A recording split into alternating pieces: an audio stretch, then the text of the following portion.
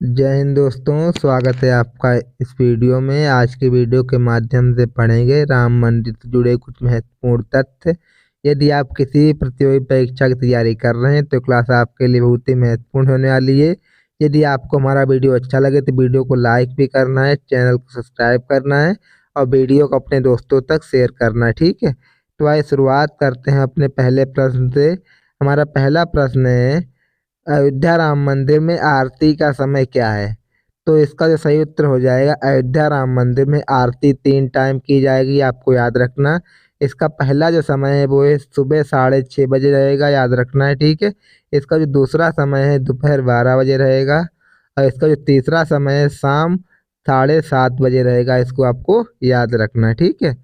अगला प्रश्न है, रामलला की मूर्ति किसने बनाई है? ये जो रामलला की मूर्ति है इसको बनाने वाले मूर्तिकार कौन थे?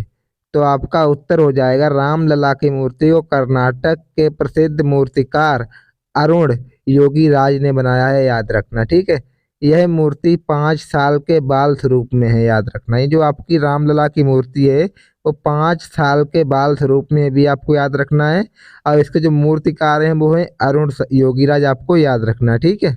हमारा अगला प्रश्न है, रामलला की प्रतिष्ठा का समय क्या है? तो आपका जो उत्तर हो जाएगा, रामलला की प्रतिष्ठा के लिए 84 सेकेंड का मुहूर्त निकाला गया है, आपको याद रखना है।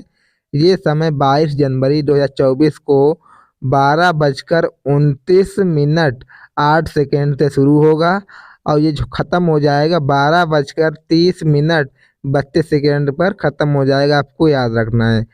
हमारा अगला प्रश्न है, मंदिर की लंबाई चौड़ाई क्या है?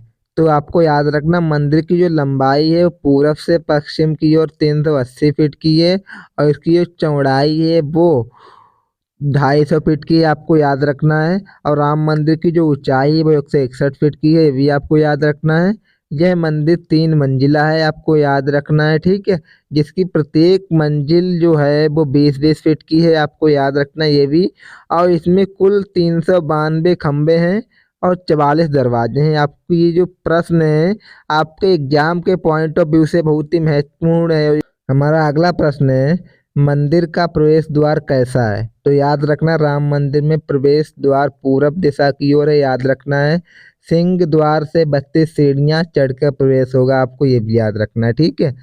हमारा अगला प्रश्न है, रामलला की मूर्ति का सूर्य तिलक कब होगा? तो याद रखना, रामलला की मूर्ति का सूर्य तिलक राम नवमी के दिन दोपहर 12 बजे सूर्य का प्रकाश जब रामलला के माथे पर पड़ेगा उसे ही सूर्य तिलक कहा जाएगा, आपको याद रखना, ठीक है। जब आपका राम नवमी के दिन दोपहर 12 बजे जब सूर्य का प्रकाश रामलला के माथे पर पड़ेगा उसी को हम सूर्य तिलक कहेंगे, याद रखना है, ठीक है। हमारा अगला प्रश्न है, रामलला की पुरानी मूर्ति का क्या होगा? तो याद रखना, पुरानी जो मूर्ति है वो फिलहाल छोटे मंदिर में स्थापित है, उसकी भी नई मूर्ति के साथ गर्भगृह में प्राण प्रतिष्ठा की जाएगी, आपको याद रखना, ठीक है।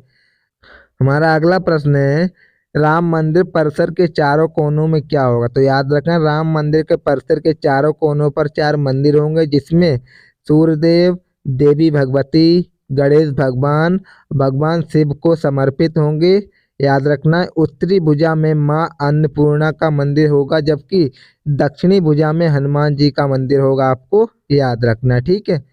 अगला प्रश्न है, राम मंदिर की व्यवस्था कैसी होगी? तो याद रखना, दिव्यांगनों और बुजुर्गों की सुविधा के लिए रैंप और लिफ्ट की व्यवस्था की जाएगी, आपको याद रखना है। राम मंदिर में लिफ्ट भी लगेगी, आपको ये याद रखना है।